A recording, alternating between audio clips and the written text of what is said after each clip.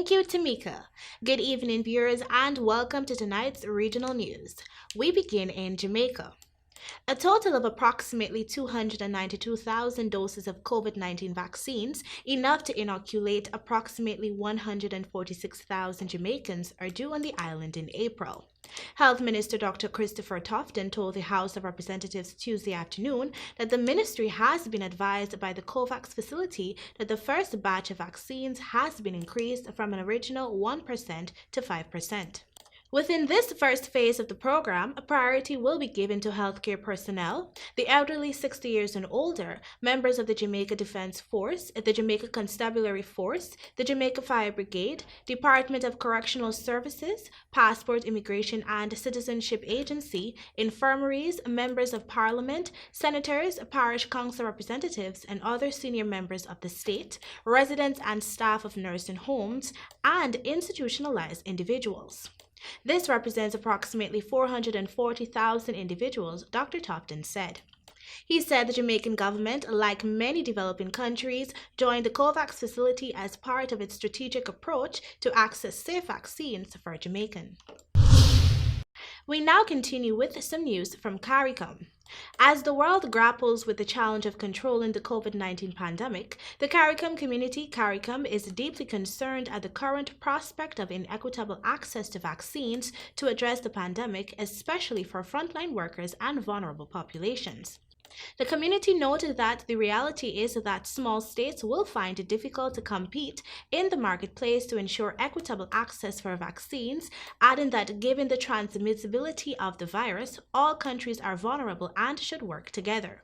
The Caribbean community therefore calls for a global summit in the context of the World Health Organization's Act A Facilitation Council to discuss equitable access and distribution of the COVID-19 vaccines. The inextricable linked economically, socially, and by virtue of travel with our neighbors and the wider international community makes it imperative for CARICOM member states to be afforded access to vaccines as a matter of urgent priority, CARICOM said in a release, noting that this action will be mutually beneficial in breaking the transmission of the virus. Notwithstanding that appeal, the community said it will explore all available options to access vaccines in order to protect its population from ravages of the pandemic. And on the international scene, a ban on travelers to the United Kingdom from South America, Portugal, and Cape Verde will come into force on Friday due to a new COVID variant identified in Brazil. Transport Secretary Grant Shapps said the change will come into force from 4 hours GMT. British and Irish citizens and foreign nationals with residence right will still be able to travel, but must isolate for 10 days, he said. The decision was announced following a meeting of ministers on Thursday. The ban applies to people who have traveled from or through Argentina, Brazil, Bolivia, Cape Verde, Chile, Colombia, Ecuador, French Guiana, Panama, Paraguay, Peru, Suriname, Uruguay, and Venezuela in the last 10 days. And finally, President Donald Trump was impeached by the U.S. House for a historic second time on Wednesday, charged with incitement of insurrection over the deadly mob siege of the Capitol in a swift and stunning collapse of his final days in office. With the Capitol secured by armed National Guard troops inside and out, the House voted 232 to 197 to impeach Trump. The proceedings moved at lightning speed, with lawmakers voting 1 week after violent pro-Trump loyalists stormed the U.S. Capitol after the president's call for them to, and I quote, fight like hell, end of quote, against election results.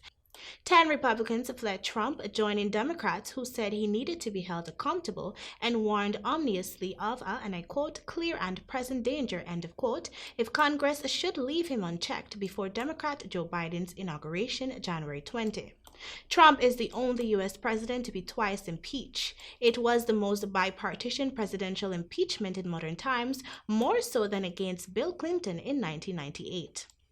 And that is all for your regional news. Thank you for joining. Back to you, Tamika.